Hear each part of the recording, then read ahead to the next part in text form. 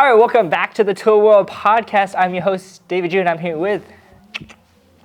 And you know who that is? That's right. Mr. G. All right, this week we're taking a look at Joong-Gun. Last week we talked a little bit about that bringing that hand in and hard arm, right? Hard arm. And this week I had a couple questions about Joong-Gun. I don't remember the exact movement. It's that back fist strike, release into the punch. Now, when we do this pattern, after the back fist strike, we have to bring the hand off the hip. And then we release and it pulls back together, and then we execute the punch. And it's all done in a fast motion. Correct. Well, some people don't do that. Some actually they keep the hands on their hip and they go one and then they do the punch. Right. But if you look at the Comdo videos, the hand comes off the hip. The hand comes off and the I think if you look in the encyclopedia, the hand comes off the hip. The hand comes off, I think, yeah. And then some people do it where it's kind of like a regular motion. Right.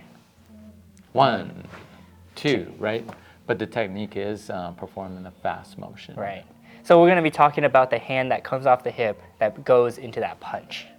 Right. And so what is that hand used for? Natural.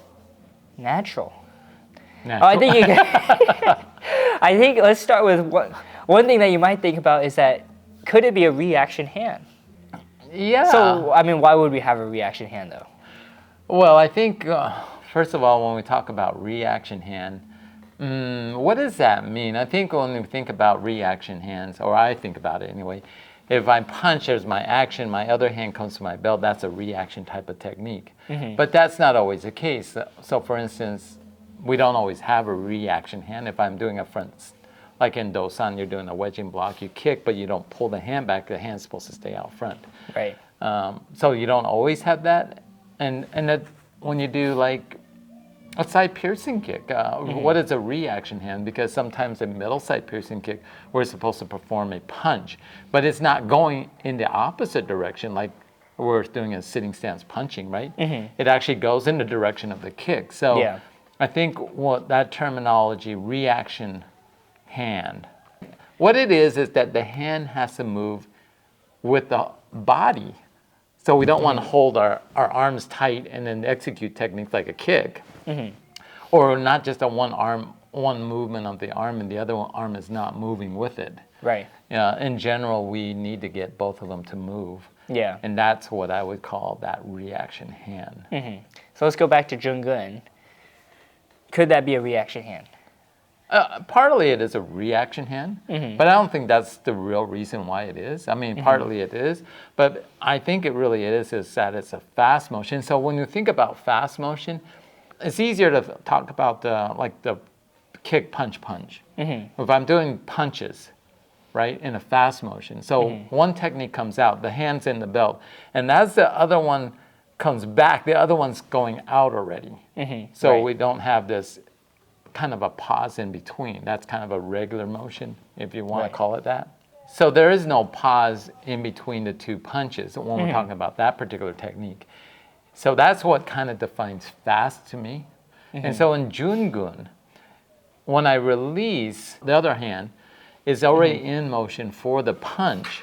So I don't actually go release, and then I relax and then I punch. That would be more like a regular motion. Like a regular motion. Right. And so, but that's the way a lot of people do perform it. There shouldn't be any pause at that point because it's a fast motion. So when that release comes down, yes, the other hand's coming off because it's ready to punch. It's the relaxed position. The relaxation of that punch. Yeah. So I release, I'm starting that release, I bring that hand off my belt. Right. That's that relaxation position. Once I finish that release or that twisting part, the hand is going to the belt and then I'm executing the punch. And so there shouldn't be a pause, in my opinion, there shouldn't be a pause. Oh yeah.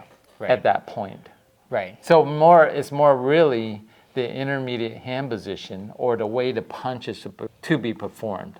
Right. Forget the release. It comes off the belt. Yeah. So if I was to do a punch, I would relax, come off the belt, and then pull it back, and then you go. Would punch. Right. All right. Let us know you guys' thoughts, comments. Were you taught differently? Do you have a different idea about it?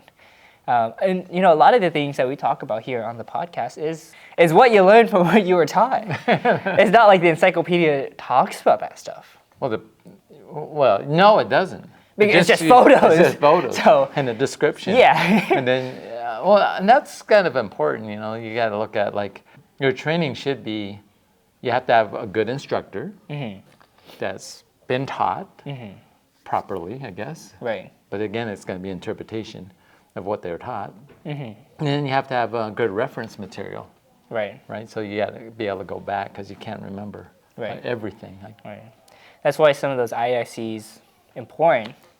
It is important. You know, they need to tell you exactly what they want and the way that it should be taught, so that we make sure that we're all on the same page. But if you go and just go, no, that's not the way I was taught you, just don't disagree at that point. Oh, I guess you could. It is. I wouldn't say that to them, though. I definitely would not do that. No, but important. I mean, those things are very important. We need to know, and so that we can keep growing Taekwondo together, right? We don't want to go too far down one path, and then people are all on a different page. That's right. Anyway, that's our comment and thoughts on the release 4-fist punch. Yeah. All right. Let us know you guys' thoughts. As always, don't forget to be safe. Keep training. And we'll see you guys next time. Taekwondo.